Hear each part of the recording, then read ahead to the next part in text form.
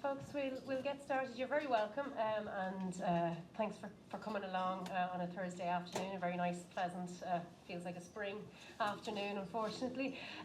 But look, we hope you get something out of this event, and we have a great panel of speakers. I suppose the reason why I decided to host the event was I'm on the Trade Committee in the European Parliament, and really concerned about the direction of travel. Some of you might be already familiar with all these trade acronyms like TTIP and CETA, Mercosur, that have been floating about for a long time, but it really feels like there's real momentum now behind them and getting them passed, and they're using the Donald Trump tariff wars as a sort of excuse, and that's why the title of today's event is Never Waste a Good Crisis, because it's very, very clear that the European Commission is using all of the uncertainty with Donald Trump to try and railroad through some of these trade deals.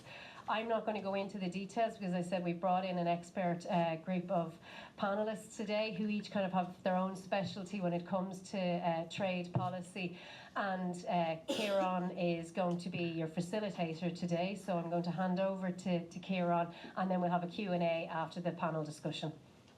Thanks, Lynn. I've just been asked, people if anybody would rather sit near the front, nobody got it,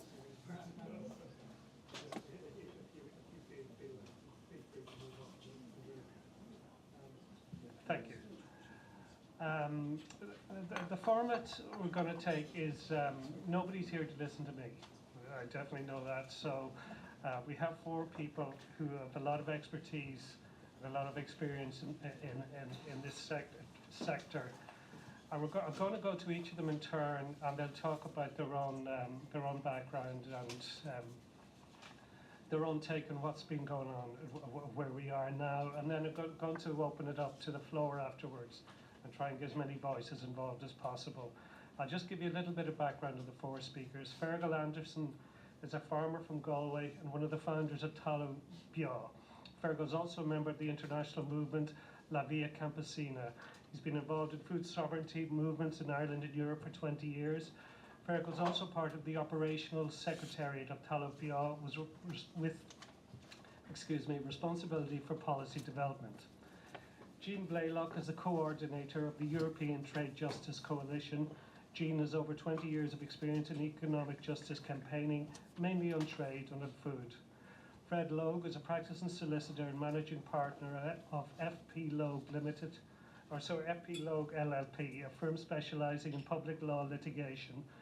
Fred acted for Patrick Costello TD in a successful challenge to the ratification by Ireland of the EU-Canada Comprehensive Economic Trade Agreement. Leah Sullivan is a Trade and Climate Policy Coordinator at Climate Action Network Europe. Leah leads CAN Europe's work on investor state dispute settlement. She previously worked as the coordinator of the European Trade Justice Coalition and as a trade campaigner for War on Want. So I think I'll start with Leah. Leah, if you want to tell us about yourself. Sorry, Leah. Oh, yeah. Certainly, yeah. My name is Leah. I work for CAN Europe, which is a coalition of over 200 NGOs across Europe that are trying to raise the bar for climate ambition. I was asked to speak a little bit about the cost of EU trade deals, and climate justice requires that we see major transitions of our economy to reduce emissions and also protect carbon sinks, while also doing this in a way that is just, so aligned with our obligations to ensure the transition delivers social and global justice. But trade policy stands in the way of these transitions in some pretty fundamental ways. And one of the most significant ways that we see trade as standing in the way is through investor state dispute settlement, or ISDS. And for those who are new to the topic, ISDS is a provision in trade agreements that enables corporations to sue countries if countries introduce policies that affect the profits or the potential future profits of those investors. So ISDS claims can be brought about anything. They've been brought over the phasing out of coal, oil and gas in line with countries trying to keep their Paris climate agreements. They've claims have been brought against countries reversing the failed privatisation of water and health services. They can be brought against countries banning a mine, where allowing that mine would poison the water supply and thousands of people. They've been brought over countries raising the minimum wage, or introducing plain packaging on cigarettes as a health measure, or introducing taxes on corporations making massive windfall profits. So it is fundamentally a mechanism that enables private, usually wealthy individuals to bring claims for massive sums of money against governments that are attempting to govern in the public interest, who may, in the process of doing so, affect the profits of an investor. And the claims aren't heard by ordinary courts of law, but secretive tribunals, so secretive that some ISDS claims we never even hear about. And the sums extracted from states can be enormous, and they've been increasing in recent years, with the damages per claim averaging $250 million US. And there's no limitations on the size of the claims that the corporations can bring. And there's 12 cases in which the sum awarded to the investor is more than $1 billion, which can be equivalent to like the health budget or the education budget of a country. The fossil fuel sector is the most litigious of the sectors that use investor-state dispute settlement, and we're seeing a growing number of cases of cases whereby investors are bringing claims specifically over climate measures. So that includes a case against the Netherlands by ExxonMobil, who are phasing out gas in the north of the country, that allegedly for billions, we don't know exactly how much. There's also been a claim against the UK over a coal mine that was quashed by a British High Court over climate grounds. The claims and awards for the fossil fuel sector are actually even bigger on average than those for the other sectors. So the average amount claimed by a fossil fuel investor is 1.4 billion. But the role of ISDS in climate justice is not just that they take large amounts of money from states that could otherwise be used for a just transition. There's also the chilling effect. So that is the threat of an ISDS case, whereby then a country does not make whatever policy move they might have made, which would affect the interests of the investor. So, for example, there was a case in which the French government a couple of years ago wanted to introduce a law that would have reduced carbon emissions, and then they got a threat of a case by a Canadian company called Vermilion, which meant that the law was set back by about 10 years. It's increasingly recognised as a barrier to justice in the international sphere. So the IPCC has warned against this. There's numerous special rapporteurs who've warned against this. The COP this year will see 2 events for anyone who happens to be going. A little plug. There's going to be 2 events happening on the 14th and 15th of November that highlight this threat of ISDS to our climate goals. And it was also mentioned, for those nerds in the room, in the Baku to Belém roadmap, which came out apparently this morning. There's also a big global north, global south divide when it comes to ISDS, being that most of the investors come from the global north and most of the respondent states are global south countries. And you might reasonably wonder why a country would sign up to this, which is because they're typically told that signing up to ISDS is going to help increase investment, but there's actually no information to suggest this is the case. So the good news is that some countries are moving away from investor-state dispute settlement. There are countries that have terminated their bilateral investment treaties or leaving treaties with ISDS, like the Energy Charter Treaty.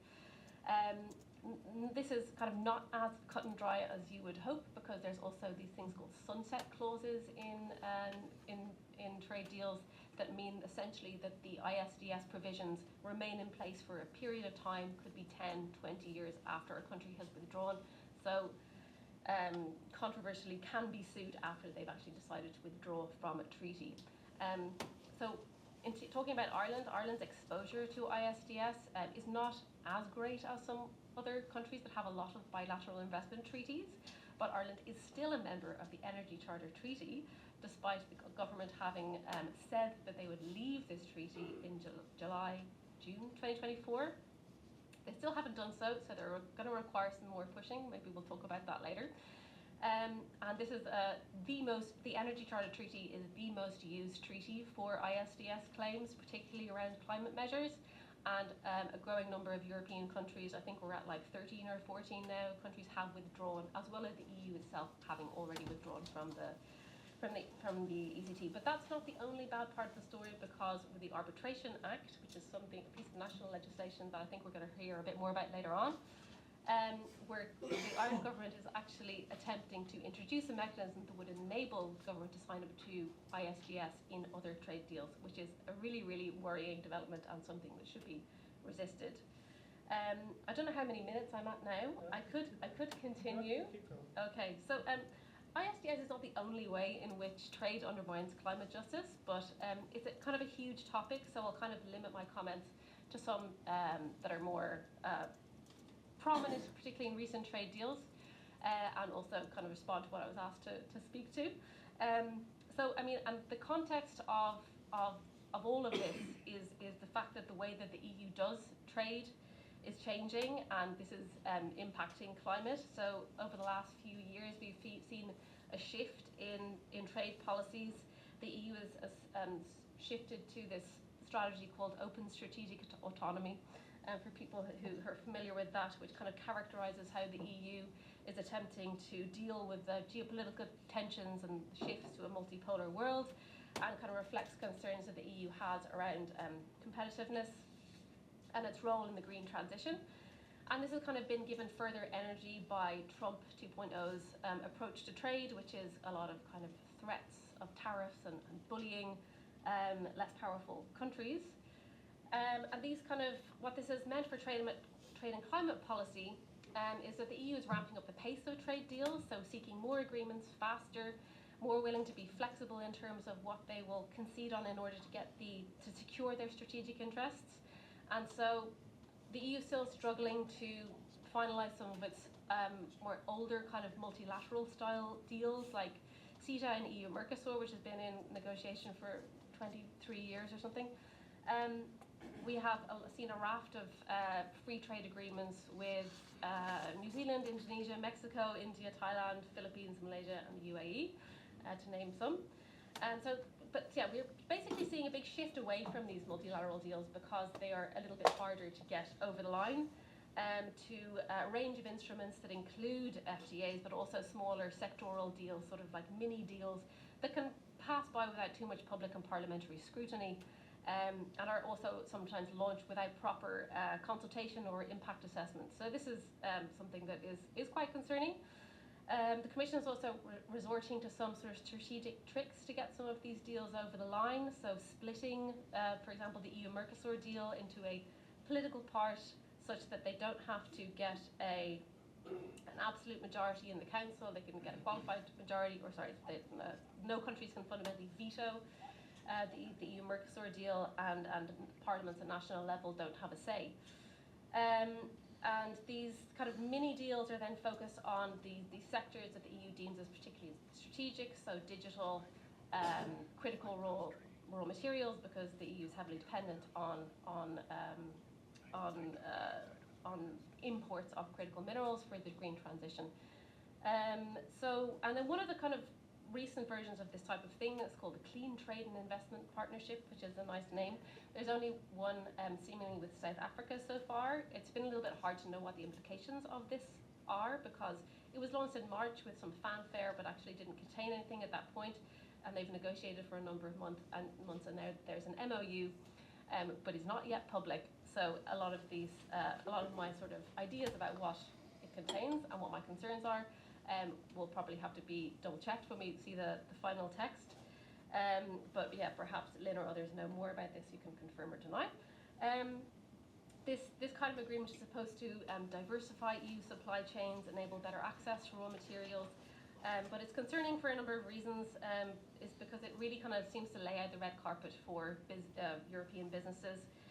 The description of the CTIC from officials echoes much of the deregulatory language that we've seen from the Commission with regard to so-called simplification or really deregulation agenda. It's been described as a shell for putting businesses on a privileged platform and cutting red tape for businesses, which raises alarm bells because we don't know what that cutting red tape means for the communities affected by those investments. and also any deal involving something called regulatory cooperation should also ring some alarm bells, because when we saw this in TTIP and CETA, this meant fundamentally businesses having prior access to be able to co-create regulation that would suit their interests. The CETA with South Africa involves an investment package of €12 billion, which includes financing to progress strategic projects, including green hydrogen, which is concerning because there's already been lots of very detrimental impacts of the EU's green hydrogen push in South Africa documented, and the voices of those communities is totally absent in the kind of EU policy discussion, and also because the EU is in the process of weakening its own definition of what counts as green when it comes to hydrogen.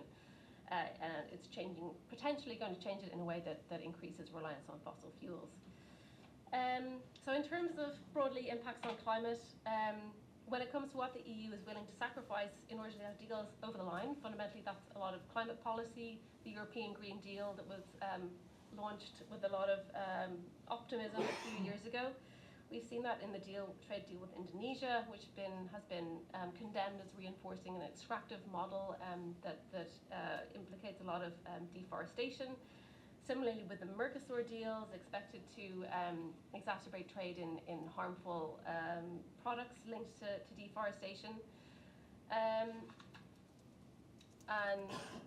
We've seen sort of mechanisms introduced in the EU-Mercosur agreement, the rebalancing mechanism, which would see Mercosur partner countries having some say over EU policy, and most prominently in the EU-US so-called trade deal, which is a framework agreement which was reached without any proper process, consultation, and some say very little negotiation, more just capitulation on one side at least.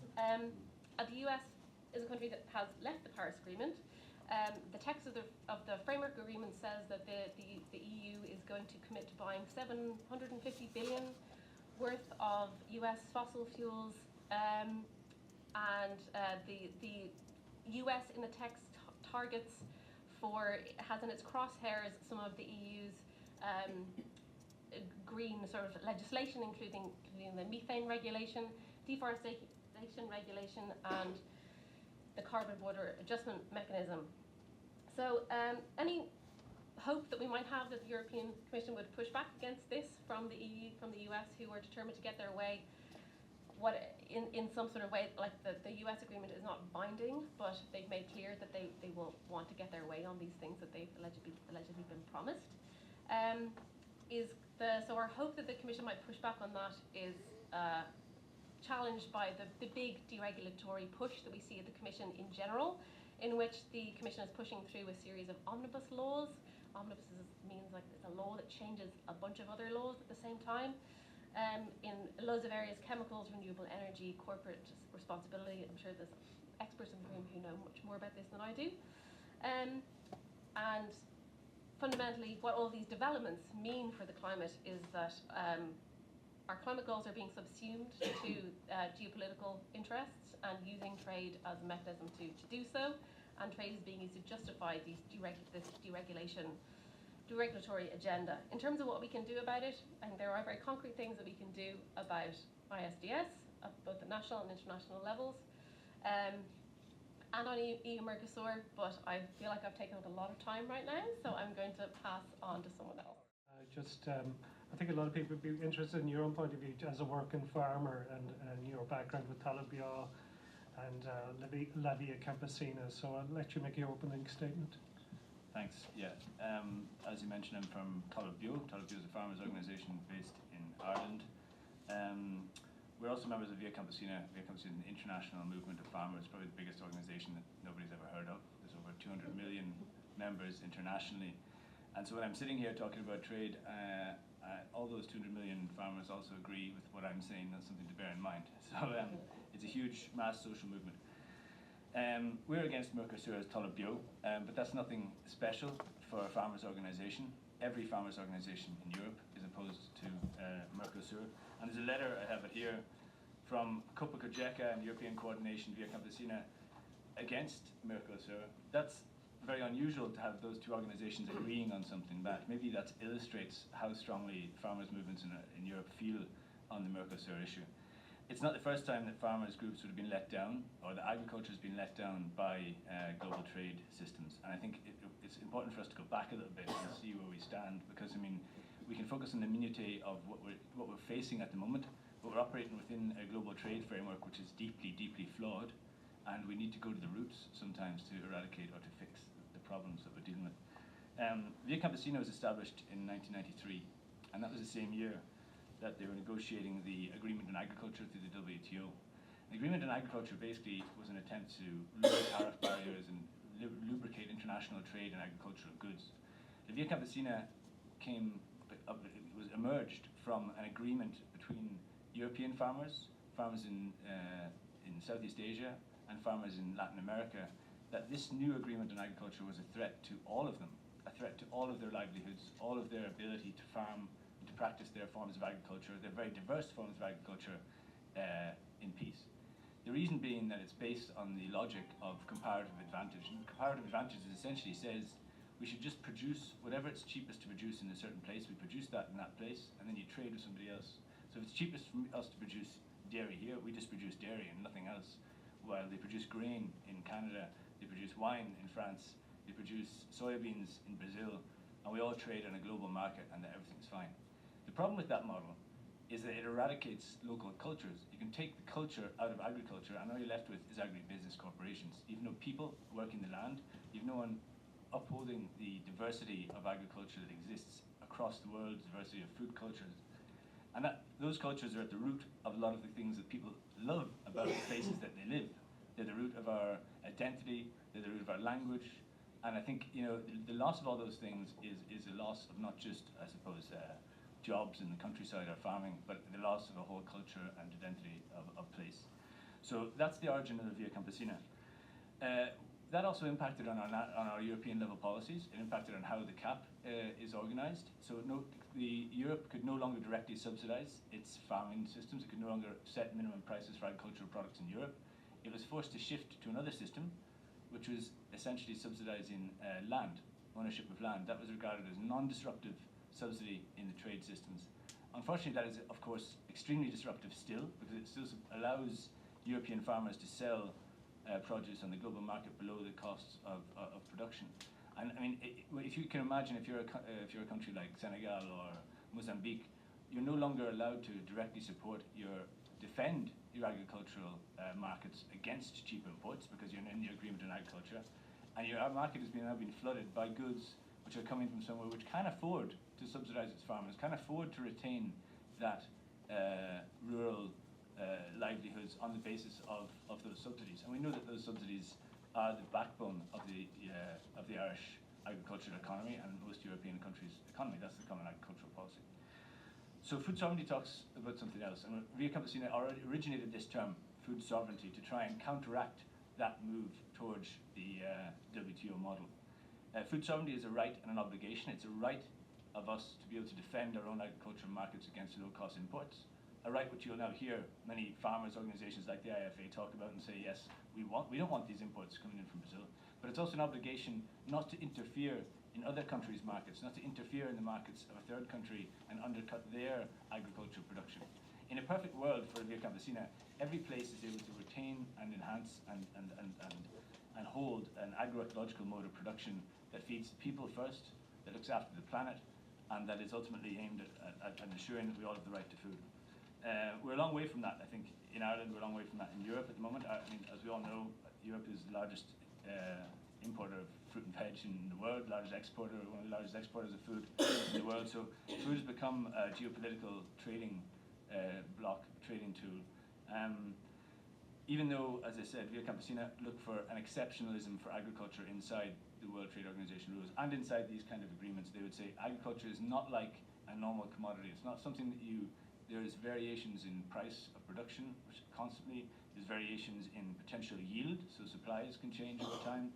And in some of the ways that can also be impacted by agreements like Mercosur are that, even if this is only a small increase, for example, in the Mercosur agreement, it's only a small increase, 1.5% and 2% perhaps in the amount of beef coming into the EU market.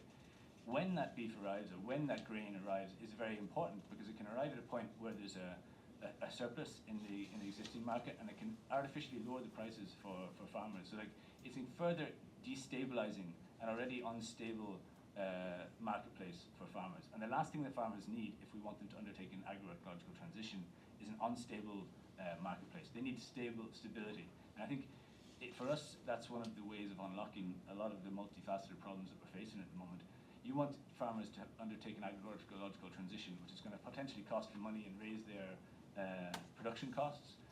But the best way of doing that is to ensure that they have a price which covers the cost of production, ensures they get a fair price for their produce first, and ensure that there's a guarantee that that price is going to continue into the future. For Ireland, and this is something I want to raise here, I mean, we have to recognise that we have bought into this kind of global capitalist agricultural model. So we have a heavily industrialised, heavily input dependent, and nearly 100% export oriented agricultural model.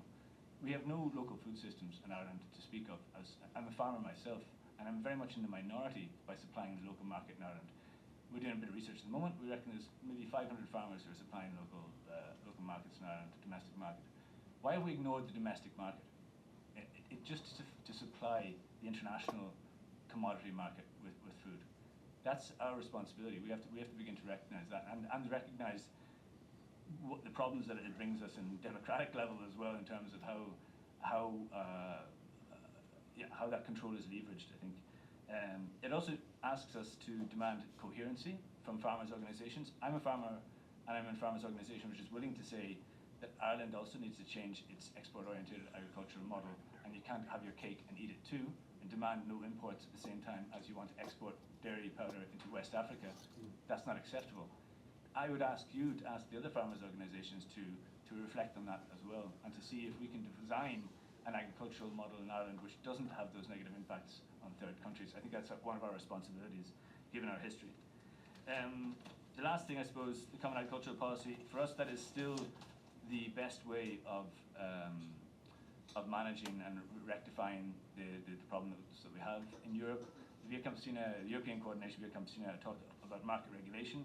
We need to start talking about managing supply, managing distribution, managing costs, cutting the dominance of large retail chains, which we know are strangling farmers across the continent. So the CAP is the main tool that we have to do that work. And I suppose for us, an opposition to Mercosur is only part of the picture, because all those problems are interconnected. And we're already living in a time where the countries are no longer following the rules that they've signed up to, the international trade rules. I mean, and the countries that are actually breaking those rules are sometimes breaking them in the interests of their own citizens. And like, unfortunately, it's not. They're not doing it from necessarily the countries that are doing it. I'm going to name, say, India, for example, or Argentina, who would be protecting their own stocks or applying export duties on grain, for example, in the case of Argentina, are led by right-wing, reactionary, anti-democratic forces. Okay, we don't want to see those policies being applied by reactionary, right-wing, anti-democratic forces. We'd like to see them being applied in the interests of the citizens and population of Europe and of Ireland.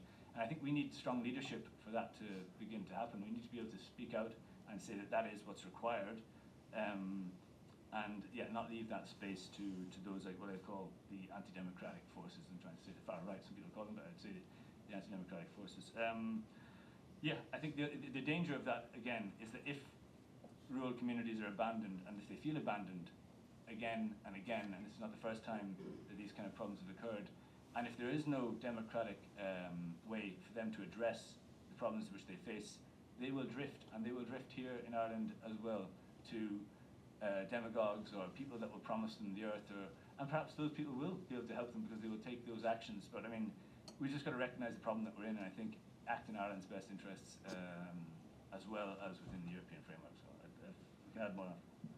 Fergal, thanks. That was an excellent contribution, eye-opening in many ways. I apologise for the brain fog earlier. No worries. Trade policy at the minute is in the middle of a paradigm shift. The orthodoxies that have existed for many decades now are facing a wrecking ball, and the face on that wrecking ball is Trump, but it's not just Trump, as I mean some of the things that have already been said have outlined. And because we're in the middle of that paradigm shift, it's totally not clear what's actually going to be the outcome.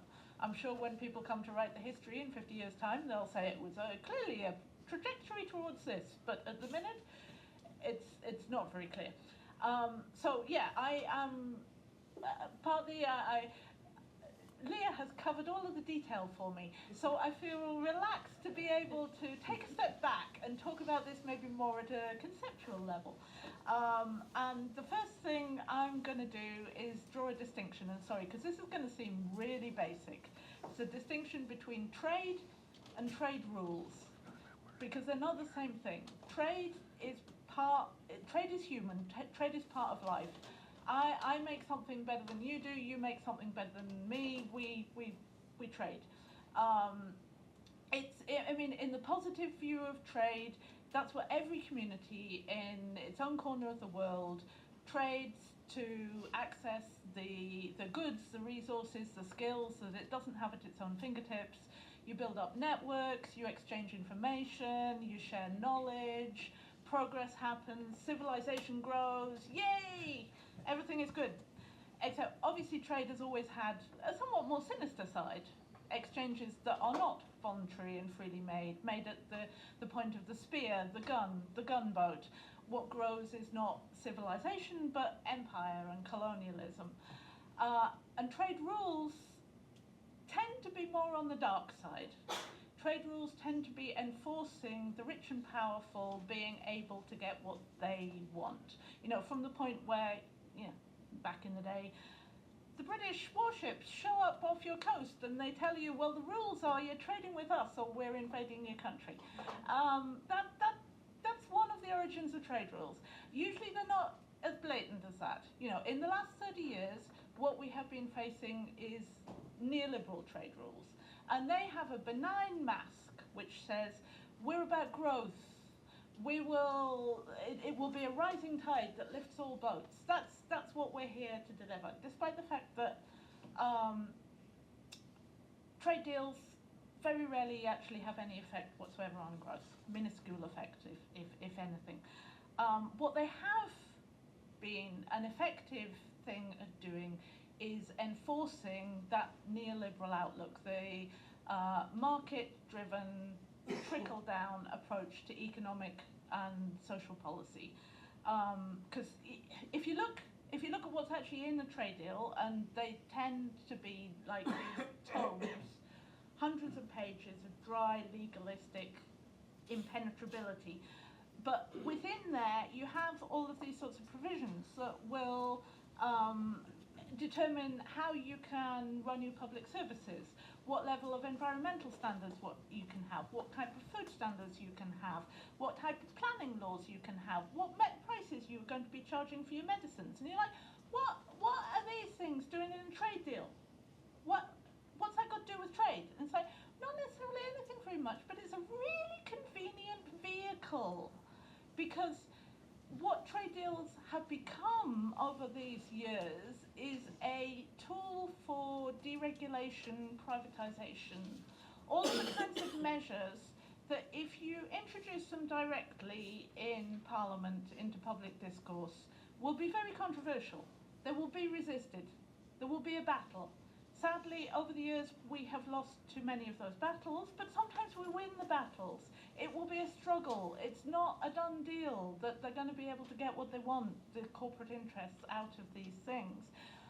But if you take those measures and you introduce them into these trade negotiations that are just happening over here and nobody's really paying attention, and it's full of jargon and acronyms, and it's just about trade, isn't it? I mean, what's that got to do with it? And then you get them signed and sealed into the trade rules, and then a little while later the government official says, oh, I'm so sorry, you know, I would like to be able to help, but my hands are tied. It's the trade rules. The trade rules will not let me improve the food standards. The trade rules will not let us renationalise this completely disastrous privatisation. but it's completely out of my hands. It's in the trade rules. It's like, well, no, it's because we chose to write them into the trade rules. But trade is really good for that because trade, unlike most other areas of international law, has teeth. It is powerful. There are consequences. If you break the climate rules, shrug. If you break trade rules, at least until recently, there are consequences. And the ISDS system that Leah was talking about is one of the ways of enforcing that. So for 30 years, that's been a very successful paradigm. Starting with the WTO, World Trade Organization, moving later into the era of FTAs and the mega trade deals, this has been a tool for the economic system that we've been living in. And the effect? Some corporations and some billionaires have got very, very rich. And otherwise, it's been a key part of the world that we are living in which so many decent jobs have been lost, work has become precarious, public services are broken, inequality over those 30 years has massively increased. It is the world that leads to the rise of the far right. It's the world that Focus was talking about. People will drift and look for the demagogues who will promise them the things that we want. It's a world that leads to somebody like Trump who will say the trading system is broken. Because all through these 30 years, we have faced these mainstream politicians who will keep saying there's no alternative. Trade has to be this way. This is the only way you can do trade. You just have to put up with it. There is nothing outside of that. I mean, I remember going to talk to too many MEPs and social democratic MEPs in Brussels when CETA was going through the system. Some of them are good. Far too many of them were like, no, we can't question the neoliberal order. It has to be. And so, I hear several times people say, you have to acknowledge Trump sometimes really is good at summing up a problem, usually in quite a distorted way, and then the second half of his sentence, what he says you should do about it, and you're like, you what? But the problem he acknowledges, and Trump acknowledges the trading system is broken. And then the you what part, he's like, it's broken because US corporations are not making enough money. And the entirety of the rest of the world is, But in a sense it's true, because those rules 30 years ago were written for the interests of US corporations, and for a long time they enabled US corporations and European corporations and Western corporations generally to make money. Till eventually Chinese corporations, who the rules were deliberately written against them, but eventually they managed to break into the system and make more money. At which point, this is what Trump's approach, because Trump basically is going back to the gunboats. He's taking the benign mask off. He's just like, you're trading on my rules, or he hasn't invaded anybody's country yet, although I'm waiting for Venezuela.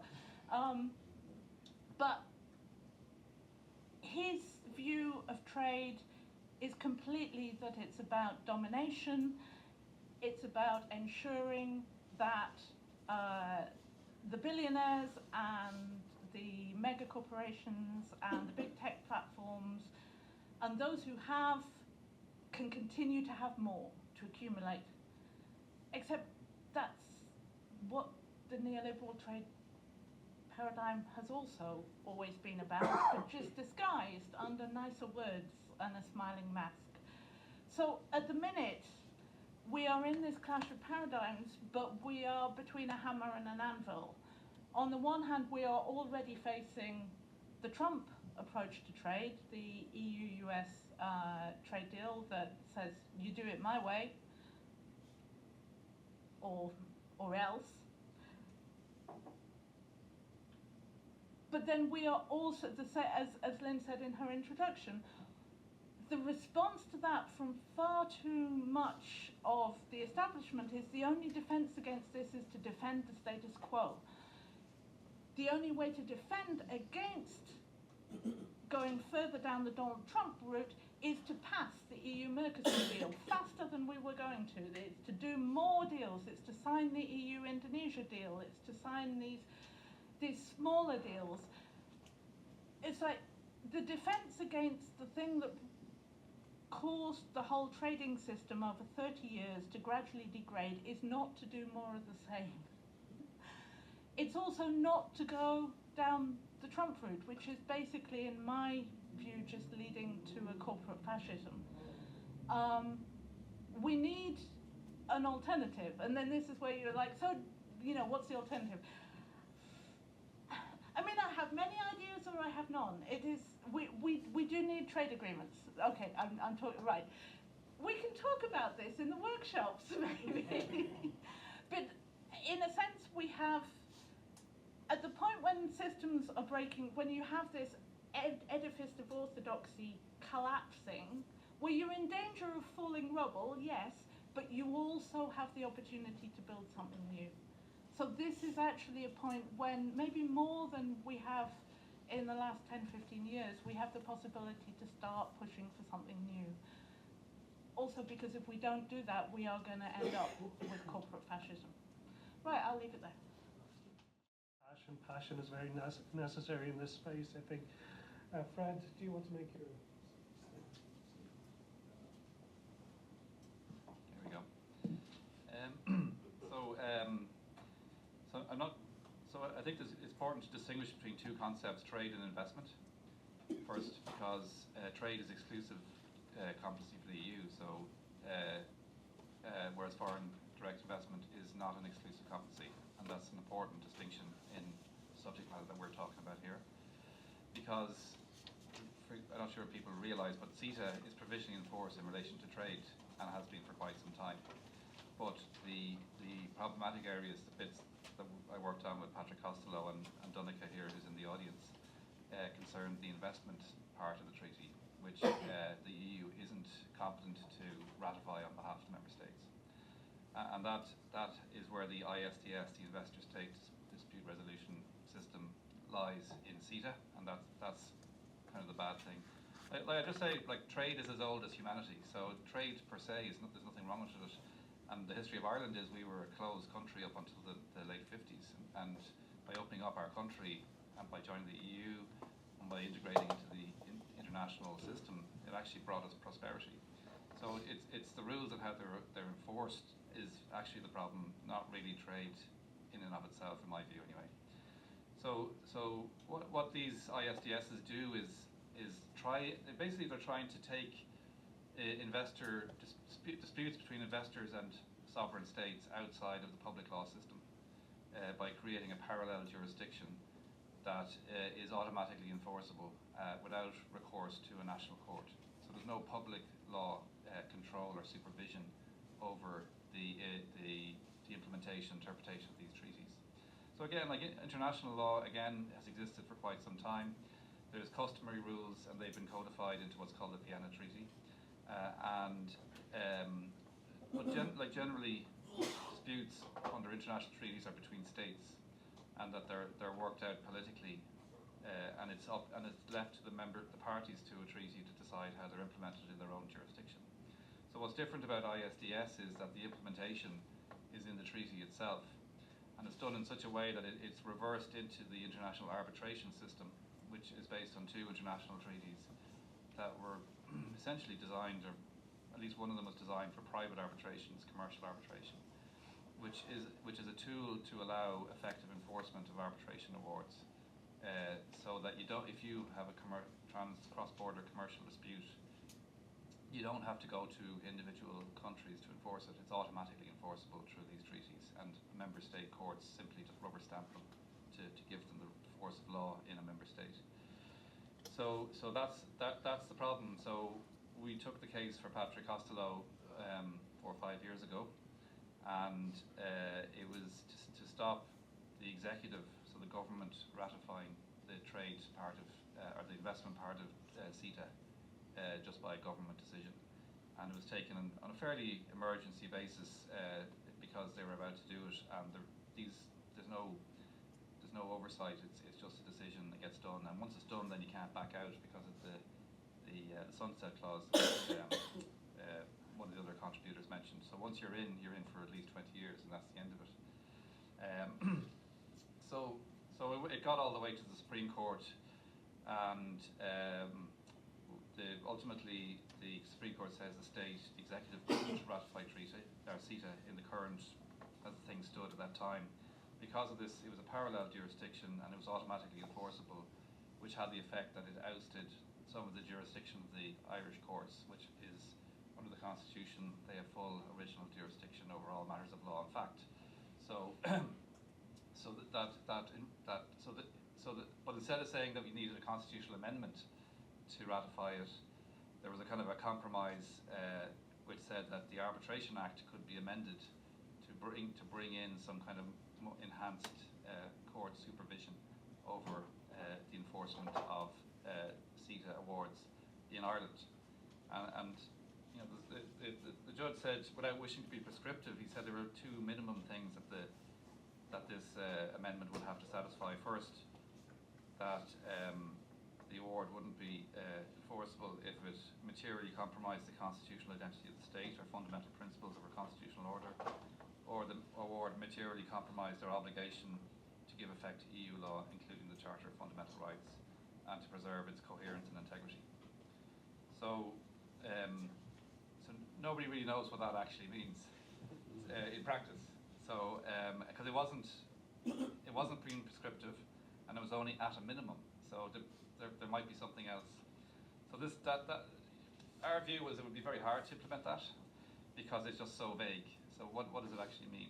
But the government now, new government, is trying to implement it, and there's a heads of bill, Arbitration Amendment Bill 2025, and they've just simply put in that the Minister for Foreign Affairs and Trade may prescribe international agreement where the arbitral awards are enforceable, except for similar language, but not exactly the same as the Supreme Court said. And they've been making noises and quite, it's kind of accelerating again about that they're going to push to make this amendment that will then enable the government to ratify CETA. So the good thing about this now is that at least as primary legislation is needed, so it has to go through a legislative process. So we'll be forewarned of the imminent ratification, and it also means that the amending legislation itself could be challenged as well before ratification. So it kind of gives a bit of time to think about how to actually attack it. And there are certain things that were kind of left undecided, particularly around the interface between the ISDS and EU law. So at the moment, the intra-EU bilateral treaties, so were kind of ones that came in before the Eastern European countries were member states. They were there pre-existing. They've more or less been ruled to be contrary to EU law because they oust the jurisdiction of the Court of Justice to interpret EU law, and the enforcement of those awards has been ruled to be contrary to EU law.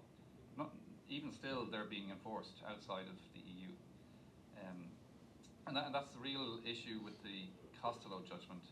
It doesn't deal with enforcement outside of Ireland. So how do you ensure that the constitutional identity of the state is protected when an award is enforced somewhere else, like the US or anywhere else? It was kind of a compromise. It was a split court. It was not a very coherent rationale for why the case succeeded, and this may have been just something that was needed to get one judge to go in favour of preventing its ratification. So it's not. So the Costello judgment wasn't the final word on it, and the way things are going, it may actually come up again. But we'll see. And the other thing I just want to say to the audience is that there's kind of there's a huge attack on the rule of law in Ireland and across the developed world. It's all kind of going in the same direction. It's kind of undermining the rule of law.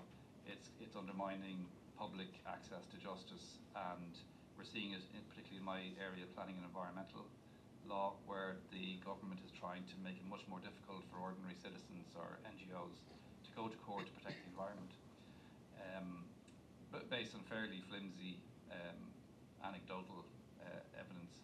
So, you know, there's a different audience in this room that I'd be normally talking to, so I'd encourage people to form coalitions, because I think environmentalists, workers, immigrants, farmers, all have a common interest in protecting the rule of law.